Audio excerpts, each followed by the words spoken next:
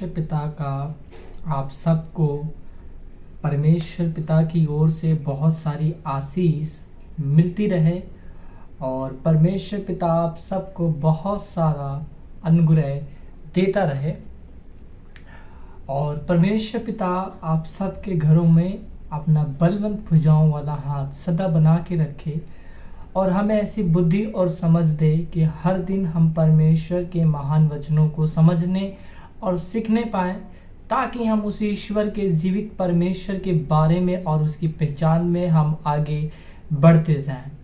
Next lesson में आप सभी ने देखा और सीखा था कि परमेश्वर के कामों में उस कैसे हम बलवंत बन सकते हैं और कैसे आगे बढ़ सकते हैं। वैसे ही आज हम अपने नए वचन के अंदर एक बार फिर से हम सब इकट्ठे हुए ताकि महान परमेश्वर के वचनों को सीख सके और हम आज सीखने वाले हैं नीति वचन के अंदर से आलस के विषय में और परमेश्वर ने ये आलस के विषय में आखिरकार क्या बताया है। हम इन चीज़ों को देखेंगे और सीखेंगे। महान परमेश्वर का धन्यवाद है और मैं अपने वचन महान परमेश्वर के महान वचन की नींव डालने के लिए मैं कुछ वचन आपके सामने पहले तो रखूंगा ताकि आपको उन चीज़ों को मैं समझा सकूं और आप लोग बहुत अच्छे से सीख सको और उन वेदों को जान सको कि परमेश्वर ने सुलेमान के जरिए आखिरकार कौन से भेदों का वर्णन किया है। जिस वचन को मैं पढ़ने और समझाने जा रहा हूँ इसके दो मीनिंग बनते हैं, मगर मैं अभी एक मीनिंग को जो एक आत्मिक मीनिंग है पहले मैं उसको समझाऊंगा और वो कभी और नेक्स्ट लेसन में सिखाया जाएगा। अभी फिलहाल हम अपने जीवन के अंदर इन चीज़ों को सीखेंगे। महान परमेश्वर का धन्यवाद है। और जैसे कि हम पढ़ेंगे नीति वचन 6 अध्याय का 6 वचन, जिसमें लिखा है, हे आलसी चींटियों के पास जा, उनके काम पर ध्यान दे और बुद्धिमान हो। परमेश्वर आखिरकार किन से बात कर रहा है और हम सभी लोग इस बात को जानते हैं। और जब परमेश्वर हमें इस वचन से बात कर रहा होता है तो हम तो कहते हैं परमेश्वर हमसे ये बात तो कह ही नहीं रहा है, क्योंकि हम आलसी कहाँ हैं, हम तो आलसी है ही नहीं है। एक कमेंट्री है, कमेंट्री के अंदर ऐसे लिखा हुआ है, जो इंग्लिश में लिखा हुआ है, डू नॉट लेजी, है ना, मतलब कि आप आलसी मत हो।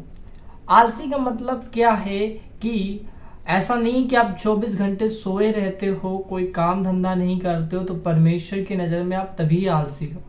जी नहीं, आलसी होने के कई तरीके का परमेश्वर बताता है और इस जगह पे परमेश्वर ने कहा, हे आलसी चींटियों के पास जा और उनके काम पे ध्यान दे और बुद्धिमान हो जा।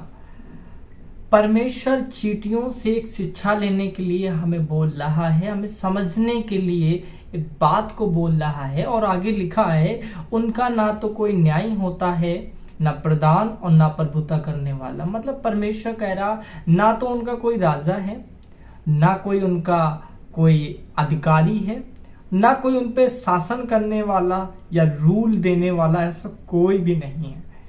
और इसके बावजूद तो भी वो अपना आहार धूप काल में संचय करती हैं और कटनी के समय अपने भोजन वस्तु बटोरती हैं।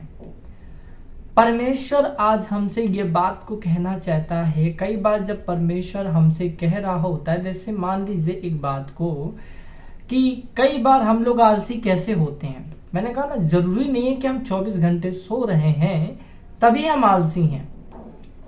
अब हम अपने दैनिक जीवन में जैसे हर दिन परमेश्वर के वचनों में बढ़ना चाहते हैं और हर एक नॉर्मल व्यक्ति जो है, नॉर्मल से नॉर्मल व्यक्ति भी जो है काम धंधे को करते हुए परमेश्वर की सेवा को किया करता है और परमेश्वर की सेवा बाद में, सबसे पहले अपने लिए ही परमेश्वर के वचनों को पढ़ना, समझना और प्रार्थनाएं करना, ये सबसे पहले हम अपने लिए ही करते हैं। जैसे रोज के जीवन में हर एक नॉर्मल से नॉर्मल व्यक्ति 2 से 3 बार तो प्रार्थना कर ही लेता है। अब जैसे कई बार हम मसीह क्या करते हैं कि हम सवेरे सवेरे उठ जाते हैं और उठने के बाद परमेश्वर हमसे कह रहा होता है कि मुझसे विनती और प्रार्थना कर।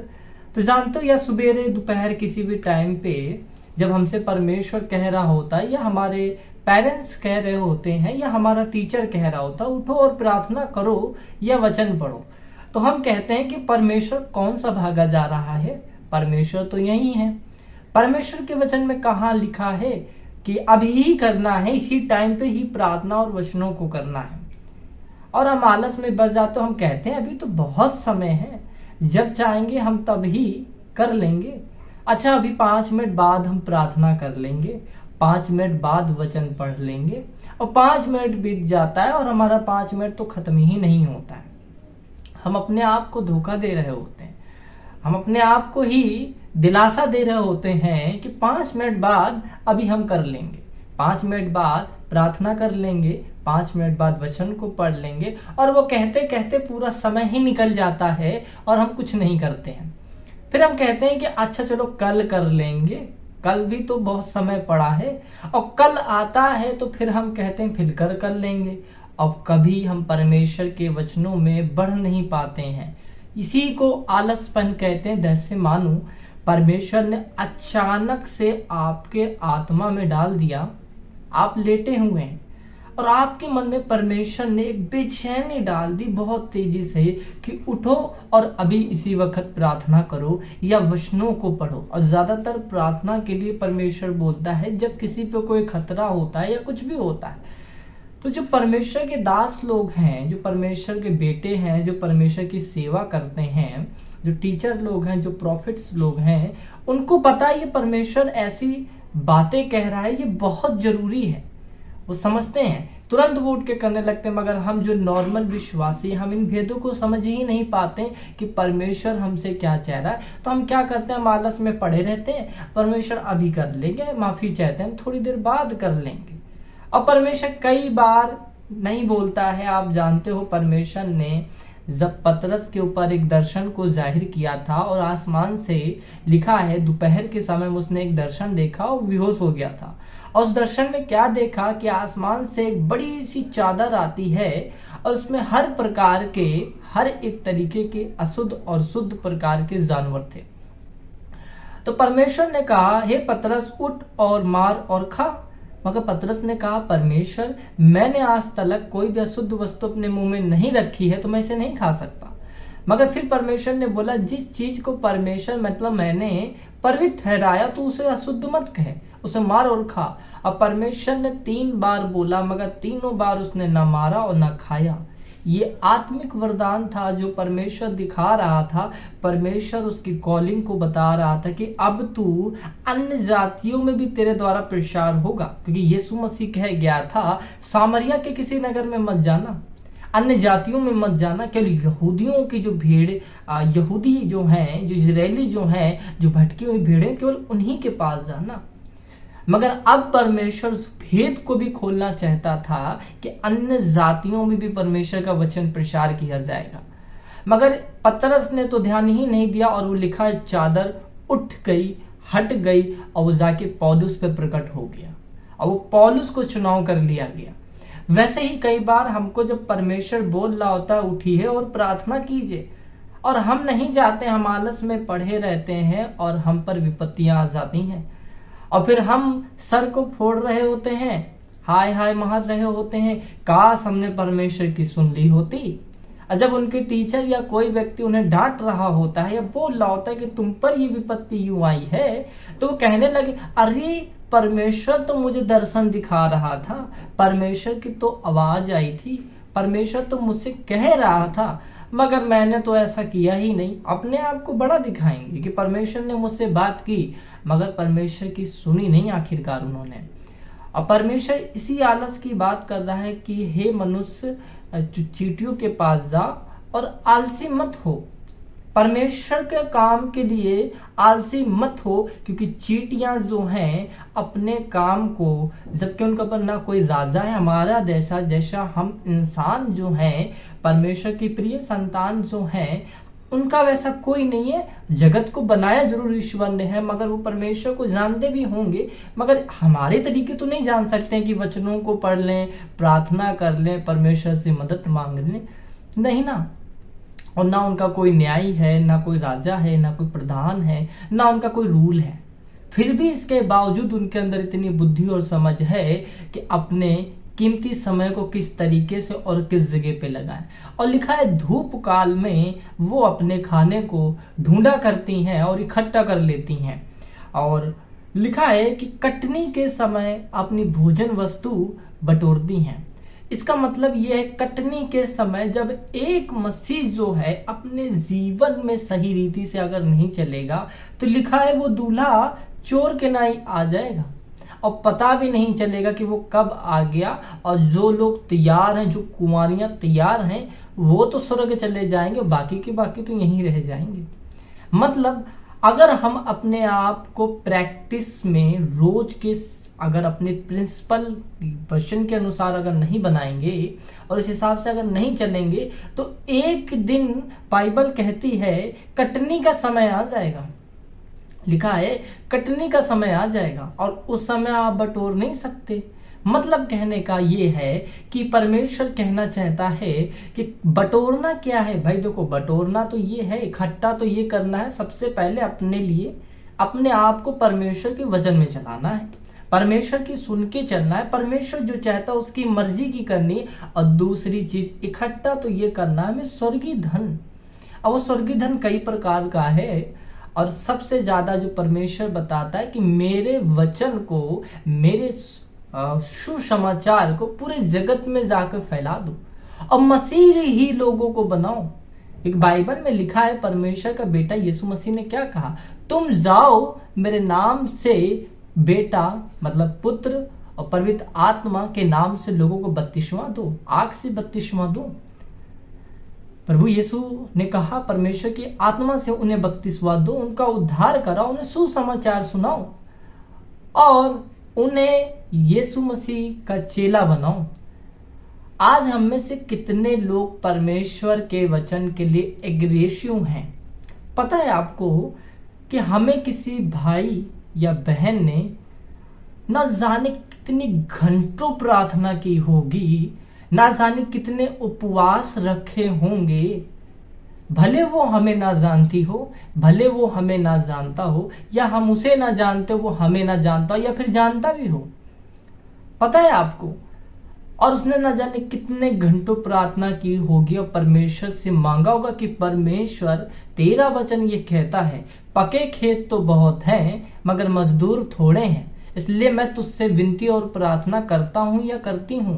मैं खेत के स्वामी से विनती प्रार्थना करता हूं या करती हूं कि खेत को काटने के लिए मजदूरों को फेंक फेंक के दे दे। मजदूर मतलब परमेश्वर के सेवकों को दे दे, ताकि परमेश्वर का वो लोग जो सच में परमेश्वर को सच्चे दिल से प्यार करते हो, चाहे कैसी भी कंडीशन हो, चाहे उनके जीवन में कुछ भी बने या ना बने, काम हो या ना, मगर वो परमेश्वर की सच्ची सेवा करेंगे और परमेश्वर के लिए जीना और मरना उनका होगा। ऐसे लोगों को परमेश्वर तू हमें दे दे।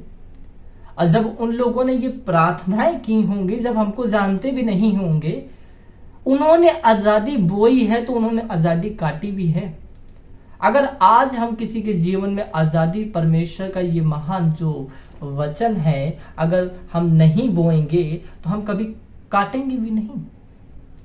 और इसलिए सोचिए, जब उस बहन या भाई ने हमारे लिए इतनी मिन्नतें और प्रार्थना की है तो हमारा जीवन बचाया गया है, तब हम परमेश्वर के वचन में हैं। इसका मतलब ये नहीं कहना चाहता कि परमेश्वर का भी इसमें कोई रोल नहीं है। जी नहीं, परमेश्वर ने ही उन्हें प्रेरित किया होगा, परमेश्वर ने ही उन्हें वचनों से कहा होगा कि तू मेरा काम कर और बता जाके जगत में। तब आज जो आप देख रहे हो इस वीडियो को, या जो आपका परिवार है या हम हैं, परमेश्वर को आज हम मानते हैं उनकी मेहनत की वजह से।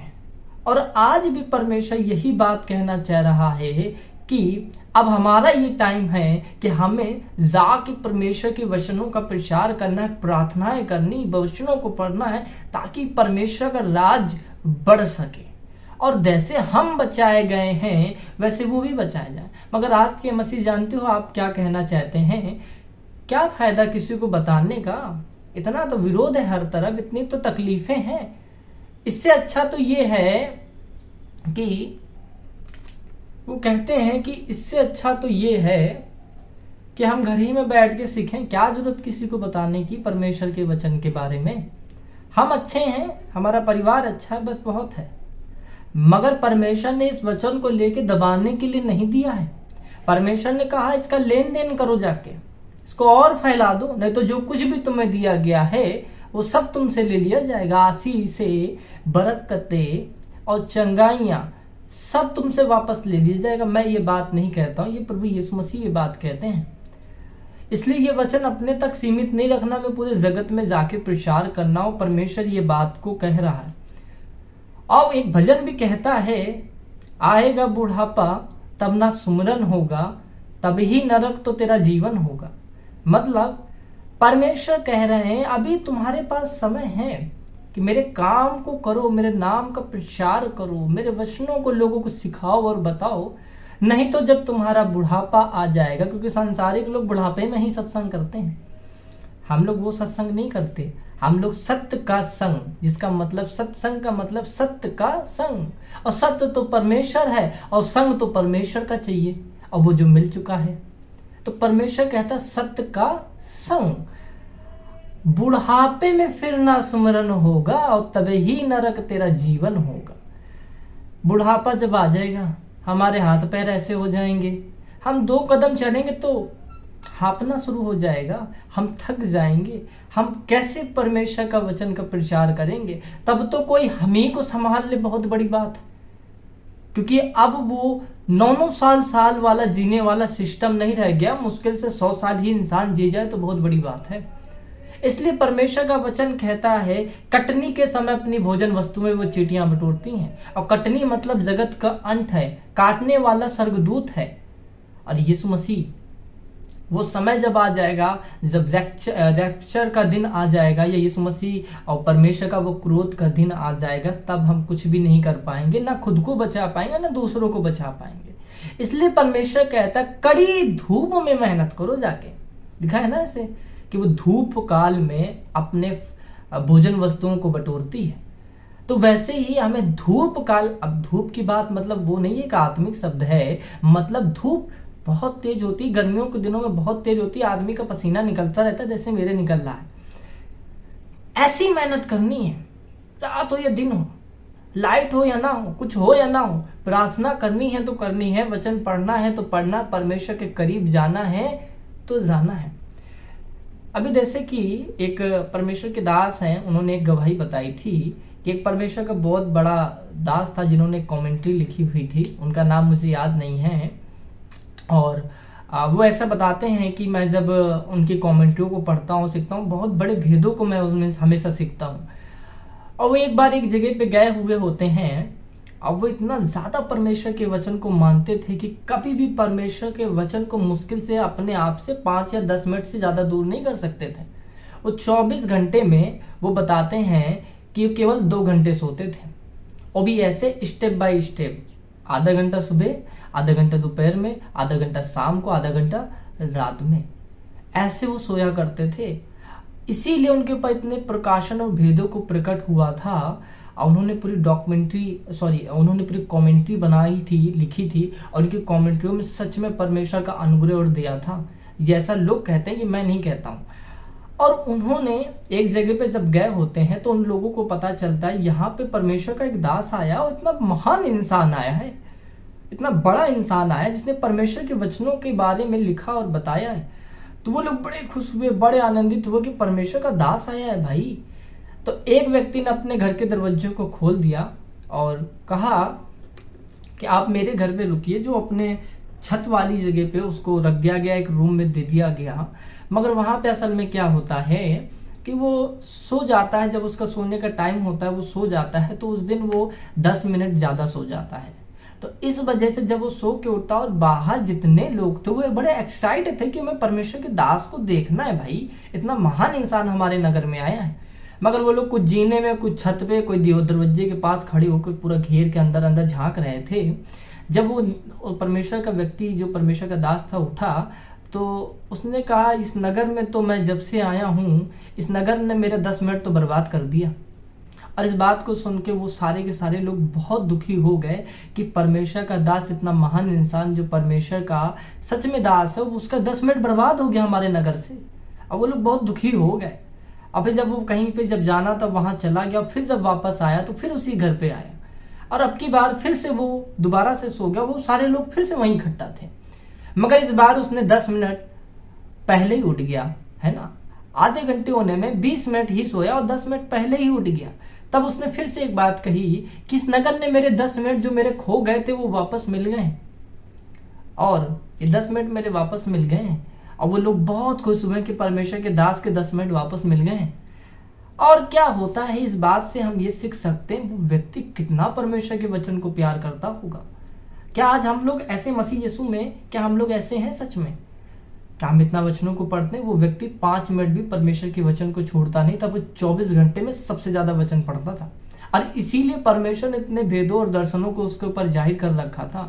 जो आज हम लोग सोचते हैं ना, 1 घंटा प्रार्थना कर ली, 2 घंटा प्रार्थना कर ली, और जब काम नहीं होता हमारे जीवन में, बीमारियां नहीं जाती, चंगाई ना होती हैं, या परमेश्वर हमारी प्रार्थनाओं को जवाब उस समय नहीं देता है, तो हम लोग क्या कह रहे थे, क्या फायदा परमेश्वर को प्रार्थना करने से, क्या फायदा परमेश्वर को मानने से?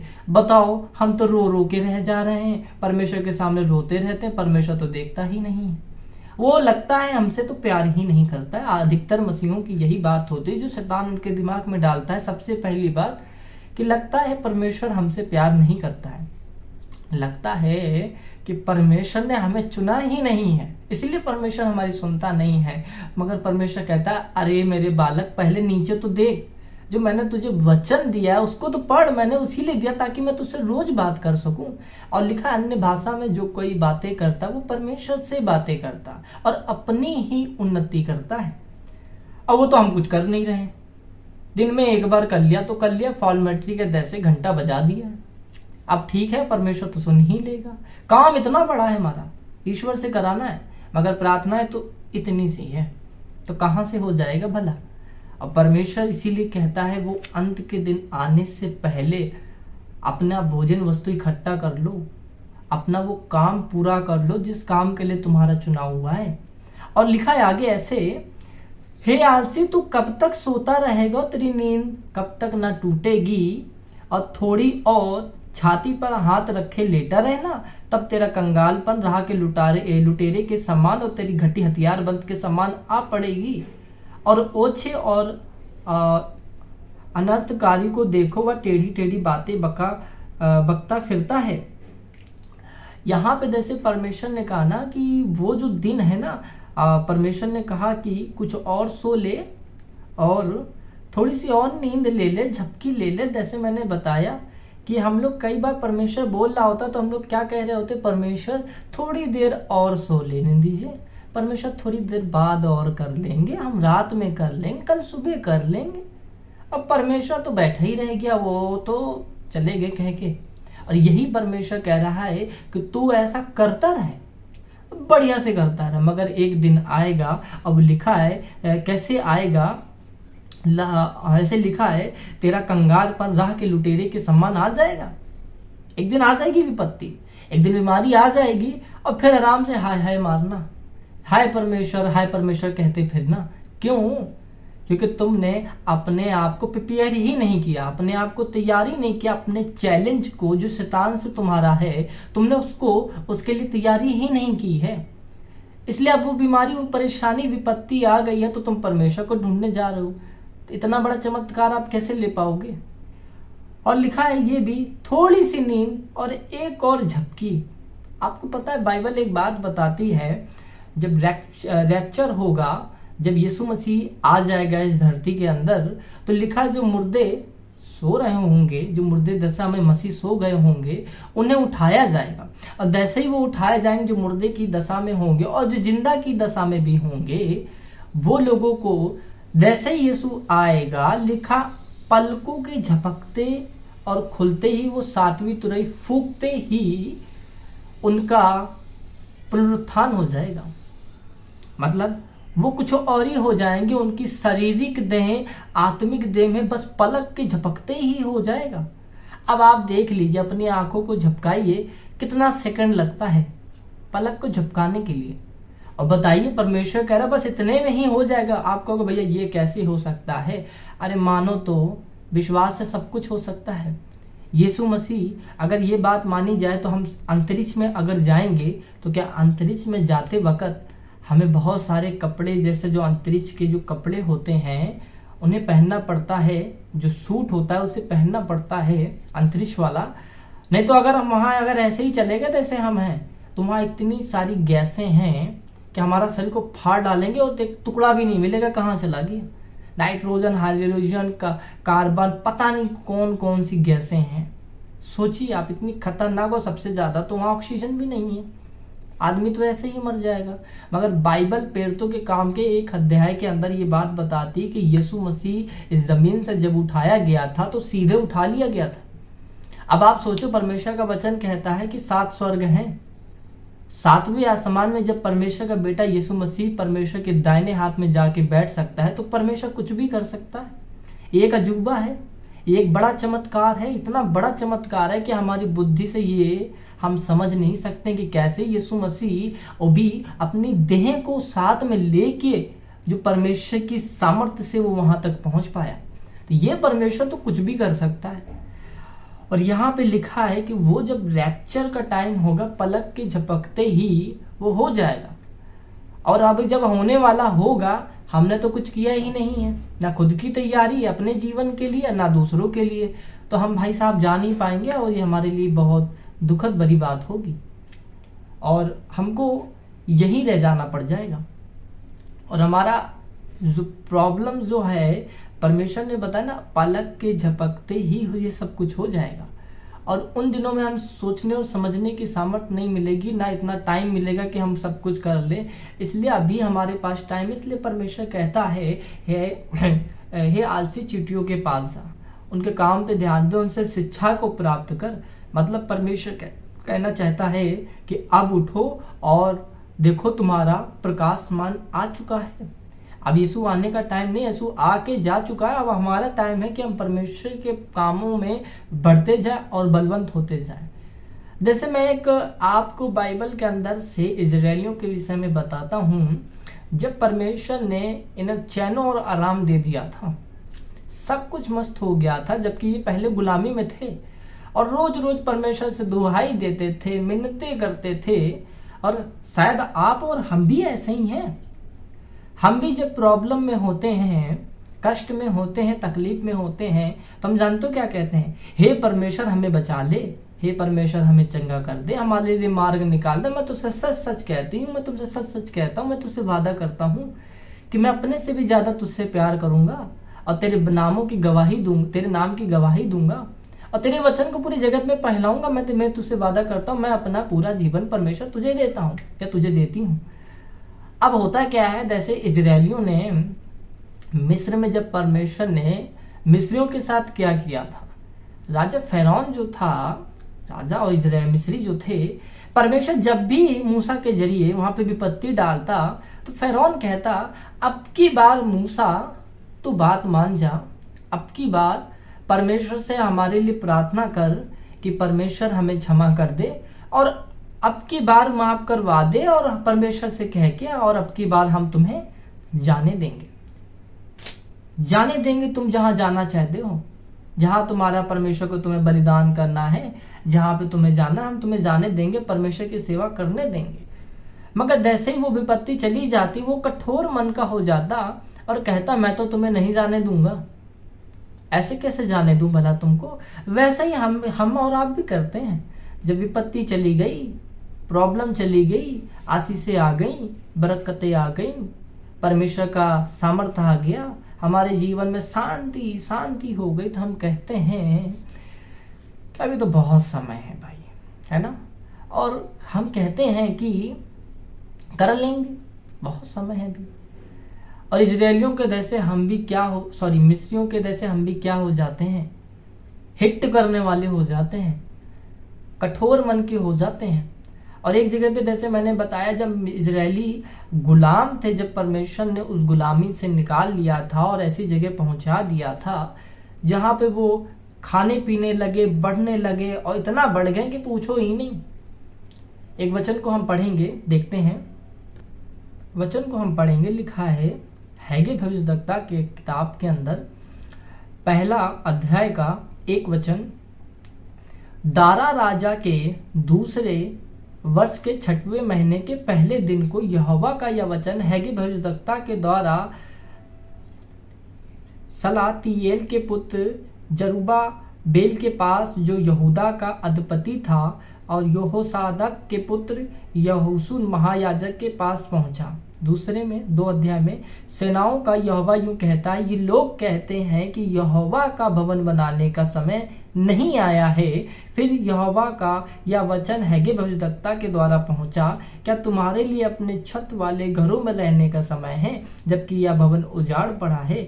इसलिए अब सेनाओं का यहोवा यूं कहता, अपनी अपनी चाल चलन पर ध्यान करो। तुमने बहुत बोया परंतु थोड़ा काटा, तुम खाते हो परंतु पेट नहीं भरते, तुम पीते हो परंतु प्यास नहीं बुझती, तुम कपड़े पहनते हो परंतु गर्माते नहीं हो। पर जो मजदूरी कमाते हो वह अपनी मजदूरी की कमाई को छेद वाली थैली में रखते हो। सेनाओं के यहोवा तुमसे यूं कहता है। यहाँ परमेश्वर जब इजरायलियों को निकाल चुका था उस गुलामी के अंदर से, और ये एक ऐसी जगह पे है, और परमेश्वर इनसे कह रहा था अपने भविष्यद्वक्ता के जरिए, और उसने खुद भी कहा कि अब यहाँ से निकलो, अब यहाँ से निकलो, इस गुलामी के देश से निकलो भाई। अब मैंने तुम्हें यहाँ पे ये गुलामी में आए थे, परमेश्वर ने इन्हें इतना आशीषित किया था, इतना आशीषित किया था, इतना ग्रेस और अनुग्रह किया था कि ये वहाँ रह रह के बहुत अमीर हो गए थे, हष्ट पुष्ट हो गए थे। और वो उनको इतना पसंद आ गया वो जगह कि अब वो वहाँ से जाना ही नहीं चाहते हैं।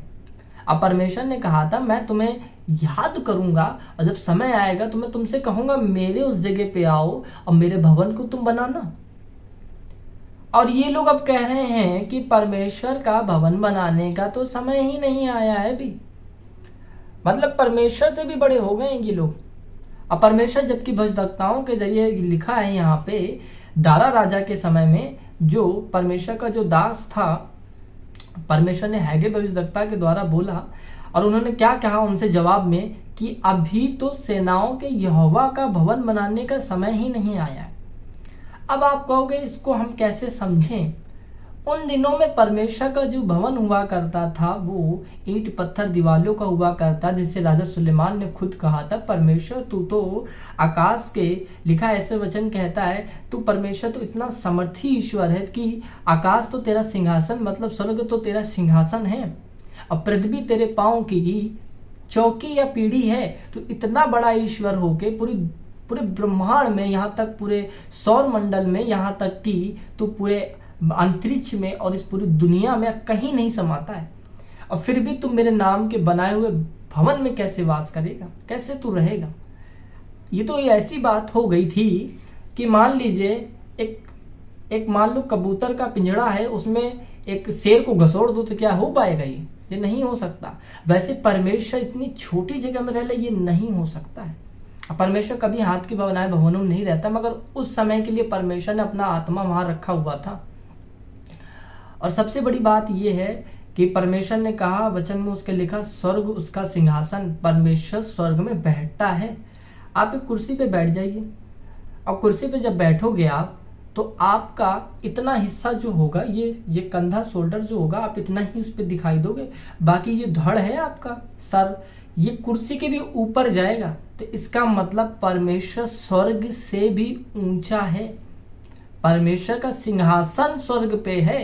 बाइबल ऐसा कहती है, सिंहासन परमेश्वर का स्वर्ग पे है, और जब उस पे बैठेगा तो ये धड़ तो ऊपर चला गया, मतलब परमेश्वर स्वर्ग से भी ऊंचा है, इतना समर्थी है। और बाइबल ऐसा बताती है कि उसका पैर जो है इस दुनिया के अंदर, उसका केवल जो पैर जो है, ये दुनिया पृथ्वी उसके पैरों की पीढ़ी है, ये चौकी है, लिखा है।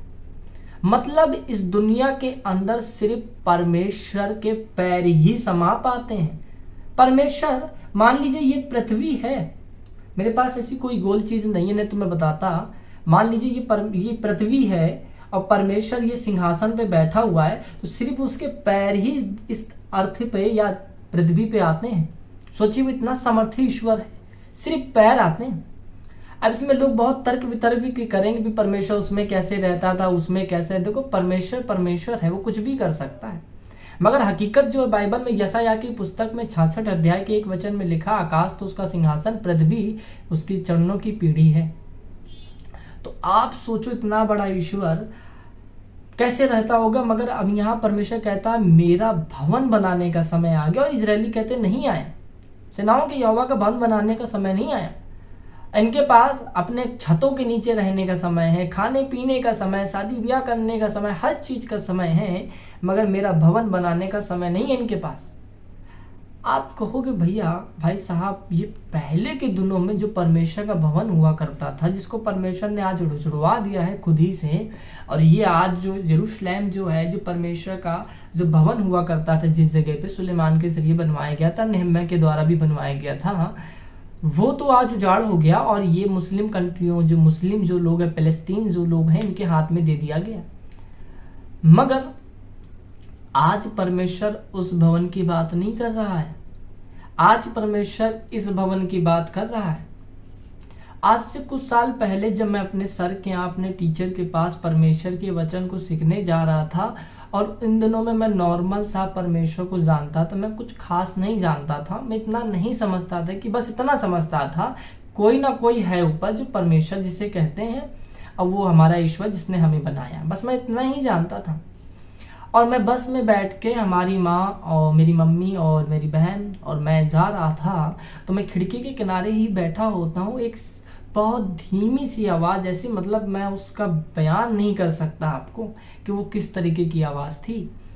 और वो या तो वो मेरी आत्मा में था या मेरे मन में था, मगर मुझे ऐसा लगता जैसे मुझे कुछ सुनाई दे रहा है। और उसमें ये आवाज़ आई कि मेरा भवन उजाड़ पड़ा है, मेरे भवन को बना। और मैंने ये चीज़ को ना समझ पाया। भवन तो हम संसारिक दुनिया में यही सीखते आए हैं कि जो मंदिर है, जो घर है, यही होता है भवन। हम तो यही समझते आ रहे, तो हमने भी यही समझा। तो हमने अपनी मम्मी से कहा, मम्मी परमेश्वर जो कहता है कि परमेश्वर का भवन बना, मतलब अब हम लोग परमेश्वर का रहने का स्थान बनाएंगे। अगर परमेश्वर असल में ये बात नहीं कह रहा, तो मैंने अपने अगुए और टीचर से भी बताया था, तो उन्होंने भी कहा कि हाँ, परमेश्वर को कोई योजना होगी, शायद परमेश्वर तुमको बाद में बताएंगे। और कुछ समय बाद जब परमेश्वर से मैंने उस चीज़ के लिए प्रार्थना किया, तो परमेश्वर ने मुझे समझाया, मैं ये हाथों के बनाए भवनों की बात नहीं करता हूँ। ये मैं ईंट पत्थर की दीवारों की जो बने हैं ना, जिसमें संगमरमर भी लगा दो, सोना चांदी भी लगा दो, मैं इस भवन की बात नहीं कर रहा हूँ तुमसे। परमेश्वर ने कहा, मैंने इस भवन की बात की, क्योंकि बाइबल ऐसा कहता है, परमेश्वर का वचन ऐसा कहता है कि परमेश्वर का जो घर है, परमेश्वर का जो मंदिर है, मनुष्य का देह है। बाइबल ऐसा कहता है, जो कोई मेरे मंदिर को नाश करेगा, मेरे रहने के स्थान को नाश करेगा, परमेश्वर उसे नाश करेगा। परमेश्वर इस मंदिर की बात कर रहा है। परमेश्वर आज इसके अंदर रहता है, इस भवन के अंदर रहता है। और यही परमेश्वर ने जो एक कोड वर्ड में कह दो या एक भविष्यवाणी के रूप में मेरे से कहा था कि मेरा भवन को तैयार कर। पहला इसमें 2 पॉइंट आते जो परमेश्वर ने मुझे समझाए थे। पहला पॉइंट क्या है? पहला पॉइंट ये कि परमेश्वर का जो भवन बना, इसका मतलब पहले खुद को बना, तैयार कर, अपने आप को परमेश्वर के योग बनाने की कोशिश करो, सिद्ध बनाने की कोशिश करो, और परमेश्वर के वचनों को मानने की कोशिश करो, उस पर चलने की कोशिश करो। और दूसरा, अपना भी इस भवन को अपने लिए, मतलब परमेश्वर हमारे अंदर भी रहे, और दूसरे के लिए भी, जो दूसरे का शरीर जिसमें परमेश्वर वास करेगा, जिसे पवित्र आत्मा मिलेगा, उस भवन को भी बना। अब परमेश्वर का कहने का मतलब ये था, और आज भी परमेश्वर ये कहता है, मेरा भवन उजाड़ पड़ा है। तुम्हें अपने घरों में रहने का समय है, खाने और पीने का समय, पहनने का समय, मगर मेरा भवन तो उजाड़ है। यरूशलेम भवन की बात मैं नहीं कह रहा हूँ, टेम्पल की बात नहीं कह रहा हूँ, हैकल की बात नहीं कर रहे हैं, ये भवन की बात। मतलब आज जब हमने परमेश्वर के वचन को ग्रहण कर लिया, हम बीमारियों से, दुष्ट आत्माओं से, हर एक चीज से छुड़ा लिए और बचा लिए गए हैं। तो परमेश्वर एक बात को चाहता है, परमेश्वर इस बात को चाहता है कि परमेश्वर चाहता है कि ये वचन उन तक भी, लोगों तक पहुंचाया जाए। हमने तो छुटकारा पा लिया है, हम तो बचा लिए गए, मगर परमेश्वर इस बात को चाह रहा है कि ये वचन, जैसे हम लोग अपने अपने लिए समय है, मगर उन लोगों के लिए समय नहीं। सोचिए, आज वो लोग हॉस्पिटलों में लाइन लगाए हुए हैं, डॉक्टर उन्हें जवाब दे रहे हैं बेचारे, क्योंकि उनके वश में भी जो है वो कर सकते हैं, जो नहीं है नहीं कर सकते। बाबा यूं क्या लोग लाइन लगा के रखे हुए हैं, फंसे हुए इस जगत के अंदर उस शैतान के हाथ में, और कष्ट को सह रहे हो। ऐसे तो बहुत से लोग हैं जो बिना परमेश्वर के वचन को सुने ही मर जा रहे हैं, समझे बिना ही मर जा रहे हैं। और लाखों लाखों करोड़ों करोड़ों रुपए बेचारे लगा रहे हैं, उन तक ये परमेश्वर का वचन नहीं है।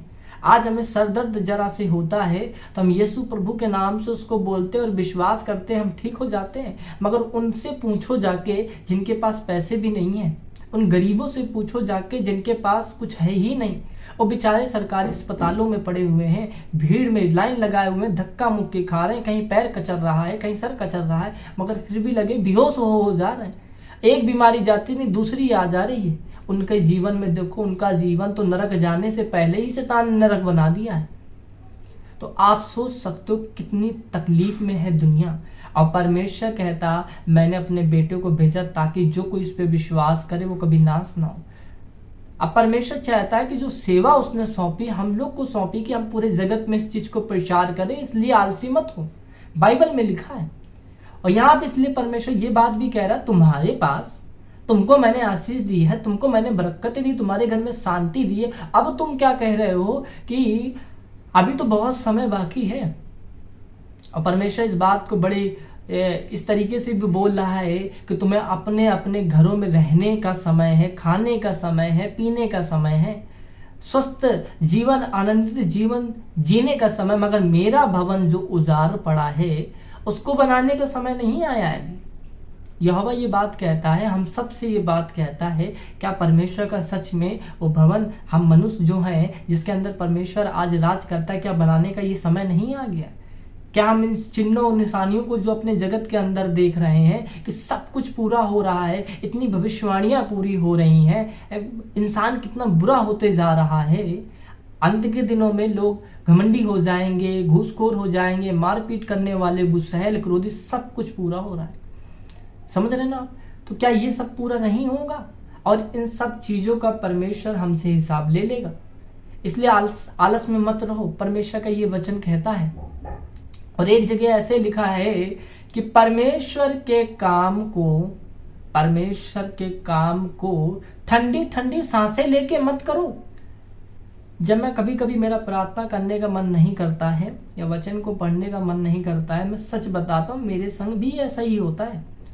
तो मैं जानता हूँ मैं क्या करता हूँ, मेरे दिमाग में ये बात हमेशा रहती, मैं अपने आप से ये बात कहता हूँ, खुद से ये बातें करता हूँ, क्या कि परमेश्वर का यह वचन कहता है कि परमेश्वर के काम को आलस के साथ ना किया जाए, और ठंडी ठंडी सांसें लेके थक थक के, है ना, जबरदस्ती कर करके नहीं करना है, बोझ रख के नहीं करना है कि जैसे कोई गर्दन पे चाकू रख दिया जबरदस्ती, या तलवार रख दी, या बंदूक रख दी कि नहीं तुम्हें तो करना ही पड़ेगा। परमेश्वर ऐसा नहीं करते हैं, आजाद मर्जी देते हैं। अब बिल्कुल आनंद के साथ परमेश्वर के काम को करना है। और आगे लिखा है कि इसी वजह से तुम खाते तो हो मगर तुम्हारा पेट नहीं भर रहा, तुम पीते तो हो मगर तुम्हारी प्यास नहीं बुझ रही, और कमाते भी हो छेद वाली थैली में डालते हो। ये परमेश्वर यहाँ पे ये समझाना चाह रहा है कि मैंने तुम्हें आशीष दी है, मैंने तुम्हें बरकत दी है, मैंने तुम्हें दुष्ट आत्माओं से छुटकारा भी दिया है, मैंने तुम्हारी बीमारियों से तुम्हें आजाद भी किया है। परमेश्वर ने वो सब काम किए तुम्हारे लिए, मगर परमेश्वर अब वो चीजें नहीं कर रहा है क्योंकि तुम्हारे मन मोटे हो गए। तुम परमेश्वर के लिए कुछ करना ही नहीं चाहते हो, सिर्फ बस लेना चाहते हो। देना परमेश्वर को जो देना है, परमेश्वर तुमसे सोना चांदी तो नहीं मांग रहा है, लोगों के प्राण परमेश्वर मांग रहा है कि रूहें बचाओ, आत्माएं बचाओ जाके, और परमेश्वर के वचन को समझो और चलो। परमेश्वर ये चाहता है, इसीलिए परमेश्वर का वो श्राप उन पे आ जा पड़ता है। इस वजह से उनके घरों में बरकतें, जीवन में शांति, सब कुछ चली जाती हैं। मैं दान के विषय पे बात नहीं कर रहा हूँ, अभी आत्मिक बात कर रहे हैं, अभी मेन जो परमेश्वर का वचन जो आलस के विषय पे बताता है। और आगे क्या लिखा है, सेनाओं का यहोवा तुमसे यह कहता है, अपने अपने चाल चलन पे सोचो, क्या हम सच में मसीह यीशु में परमेश्वर की इच्छाओं को पूरी कर रहे हैं? परमेश्वर जो कह रहा है इसके बारे में सोचो। और लिखा है, पहाड़ पर चढ़ जाओ और लकड़ी ले आओ और इस भवन को बनाओ, और मैं उसे देखकर प्रसन्न होऊंगा, मेरी महिमा होगी। यहोवा का यही वचन है। भाई साहब, अगर परमेश्वर इस वाले भवन की या हमारे इस घर की बात कर रहा होता तो इसमें कौन सी परमेश्वर की महिमा हो जाएगी? मगर परमेश्वर यहाँ पे ये बात कह रहा है कि पहाड़ पे चढ़ जाओ। समझ रहे हैं? ऐसे भाईचंद क्या कहा, परमेश्वर ने क्या कहा, हे आलसी, चींटियों के पास जा और उन्हें देख और ध्यान दे और समझ और बुद्धि प्राप्त कर कि वो कैसे मेहनत करती हैं। चींटियां बहुत मेहनत करती हैं, चाहे कितना भी दूर जाना पाए, अपने खाने को ढूंढने के लिए बहुत दूर तक मेहनत करती हैं। वैसे परमेश्वर कह रहा है पहाड़ पे चढ़ जाओ। पहाड़ पे चढ़ना आसान बात नहीं होती, बहुत कठिन बात होती, ये मेहनत भरा काम है। अगर आप अपने घर में, आप चाहे कितने भी जवान हों, अगर आपको एक बार में 4 से 5 मंजिल 20 मंजिल अगर जीने चढ़वा दिए जाए तो क्या आप थकोगे नहीं? वैसे ही जो पहाड़ जो कितने विशाल और बड़े होते हैं, अगर आपको चढ़ा दिया जाए तो क्या आप थकोगे नहीं, हाँफने नहीं लगोगे? वैसे यहाँ पे क्या लिखा है, पहाड़ पर चढ़ जाओ, मतलब कि मेहनत करो। मसीह यीशु में परमेश्वर के वचनों के लिए मेहनत करो, आलस ना करो, मेहनत करो, परमेश्वर का वचन कह रहा है। और क्या कह रहा है, लकड़ी को ले आओ और इस भवन को बनाओ, मैं इसे देख कर प्रसन्न होऊंगा और परमेश्वर की महिमा होगी। मतलब मेहनत करो और परमेश्वर के वचन में लोगों को ले आओ, उनको उद्धार कराओ, और उस भवन को जो तुमने, मनुष्य जो है उनको, जो तुमने आत्माएं बचाई जिनके अंदर परमेश्वर का पवित्र आत्मा आएगा, उसको परमेश्वर देख के, इस भवन को देख के बहुत प्रसन्न होगा, लिखा है, बहुत आनंदित होगा और महान परमेश्वर की महिमा होगी। भाई जब हमारे जीवन में कोई बीमारी है, कोई तकलीफ है, जब मेरे परमेश्वर मेरा उद्धार करेगा, मेरी दुख तकलीफों का उद्धार करेगा, तो मैं जनरली, है ना, पक्का मैं परमेश्वर की महिमा को वर्ण करूंगा, मैं उसके नाम की गवाही दूंगा, तो परमेश्वर की महिमा तो हो गई ना।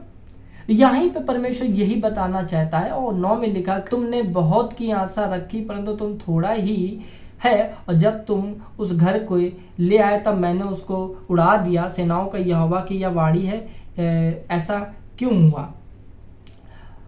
इसलिए परमेश्वर कहता कि ऐसी मेहनत करो ताकि मैं उस भवन को देख के प्रसन्न हूँ, और इसलिए आलसी मत हो।